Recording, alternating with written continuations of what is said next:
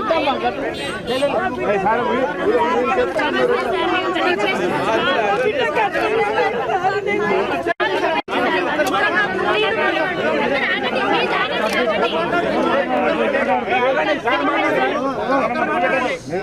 బిడ్డకి ఇచ్చిన ఎంత వస్తుందంటే మార్కెట్ వాళ్ళు 30 లక్షలు వస్తుందని అల్లుడికి చెప్పి నేను బిడ్డని ఇచ్చిన. చేసుకున్న తర్వాత ఇప్పుడు 2 నెలల నుంచి ఈ ప్రాబ్లం అనేది తెలిసింది. తెలియగానే ఇప్పుడు నువ్వు ఆ ప్లాట్ లేదు ఏం లేదు, నాకు 30 లక్షలు నువ్వు తీసుకొని రా అని నా బిడ్డ నా ఇంటికి పంపించిండు సారు.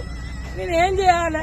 నా బిడ్డకి అది కట్నం ఇచ్చిన నేను చేతగాని పరిస్థితి, కష్టం చేసుకోలేని స్థితికి ఉన్నా నేను ఆత్మహత్య తప్ప నేను ఏం చేసుకోలేను. నా బిడ్డ ఏడుపు, నేను ఏడుపు ఏం చేయాలో మాకు అర్థం కావట్లేదు.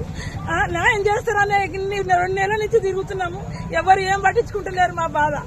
మాకేం చేస్తారో మాకు కోమటిరెడ్డి రెడ్డి సారు మీ కాళ్ళ మీద కూడా పట్టయ్యాల. మమ్మల్ని పట్టించుకోకుండానే పోయిండు ఆ సారు. మాకు ఏదన్నా ఒకటి చెప్పలేదు. మాకేదో విధంగా న్యాయం చేయాలని కోరుకుంటున్నాం మేము, అంతే సారు. మా పేదలకు అన్యాయం చేయొద్దు, న్యాయం చేస్తారని మీకు గెలిపించుకున్నాము, మాకు అన్యాయం చేయొద్దు. మేము ఆత్మహత్య చేసుకుంటాం సార్. కోమటిరెడ్డి రెడ్డి పేరు చెప్పి రాసి పెట్టి మరి ఆత్మహత్య చేసుకుంటాము. మాకు అన్యాయం అయితే జరుగుతుంది, మాకు న్యాయం చేయాలని కోరుకుంటున్నాం.